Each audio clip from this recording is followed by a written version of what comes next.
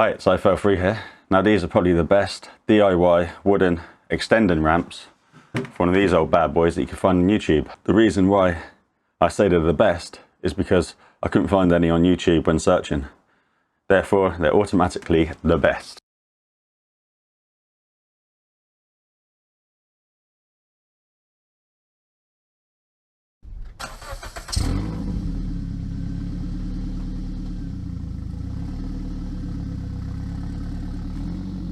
So it kind of just touches a little bit on the ramps as going up, but nowhere near as much as what it did. I guess I could have made them a little bit more higher. And she's up. The good thing about these is that they've kind of been waterproofed as well, so they're not going to start swelling. And these are from a really good plywood. Not only that, but they lock in to the bottom ramp here, so when you're going up, this isn't going to push away. Right then, I've got my reclaimed wood. That was something to do with a bed, I think it was. Drawers for a bed. Really nice pino. See the grain on that? Oh, it's really nice. It's probably well, we've got a veneer top layer 1, 2, 3, 4, 5, 6, 7, 8, 9, 10, 11, and then the back one 12. 12 sheets, 12 veneers to make up this plywood bit. Really nice plywood. I tidied these up a little bit because these sort of had bits that come out, so I just tidied them out, pulled any nails out, squared them off. So I'm going to speed up all this cutting out. It took forever, and yeah. You know what, this is probably going to take forever, and you don't really need to see me do this.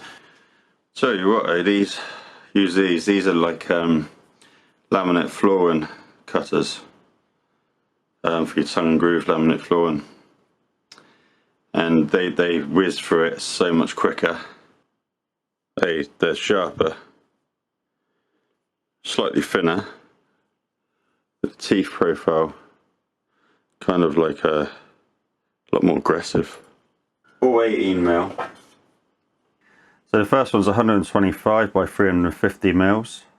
2 pieces, one for each side. Here we go there. This one here. The second one is 125 mils by 200 mils. 2 pieces.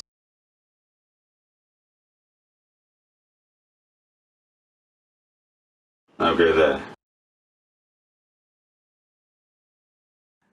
So these are 125 mil by 110 mil. We need 4 of them. And the last 2.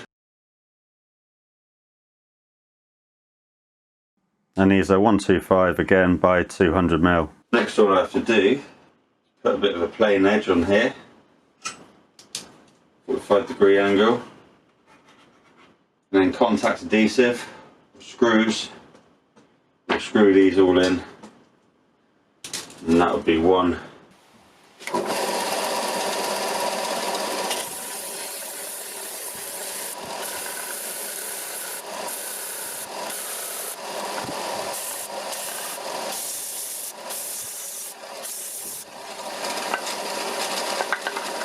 So I just gave these a wipe over with some water to get rid of any dust. Just marking off them now where they're going to go so I don't get contact adhesive everywhere.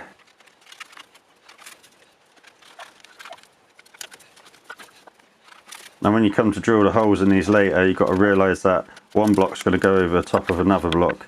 So if you put the screw in, you might have to drill in to one side, which I forgot to do on the first one. And I managed to drill actually into the screw.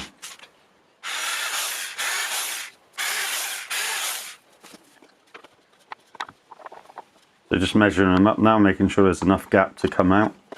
Giving them a bit clean up, because originally I did have them 130mm wide.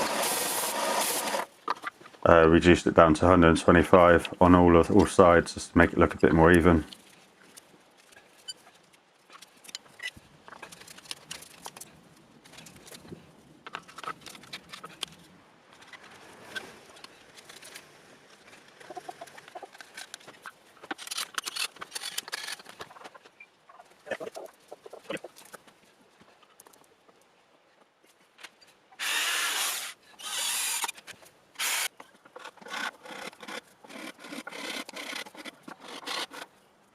a quick file down just to smooth off some of the bits I couldn't do with the sander. Tidy them up a little bit, get them all even. Final last little filing down. Now we are going to use 50% white spirit and 50% old engine oil. Smells lovely. This is just to help protect the wood so they could be out there in the wet. If you ain't got any white spirit, you could use petrol or diesel.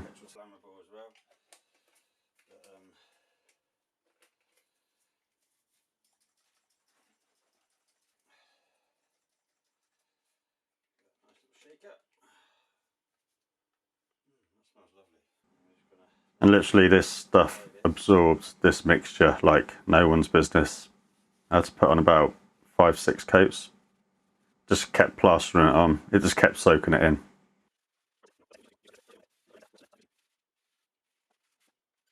Now I want you guys to make them not the best by building your own. Post the links in the comments. Do a video of your builds and let's see what you can do. I fell free, over and out.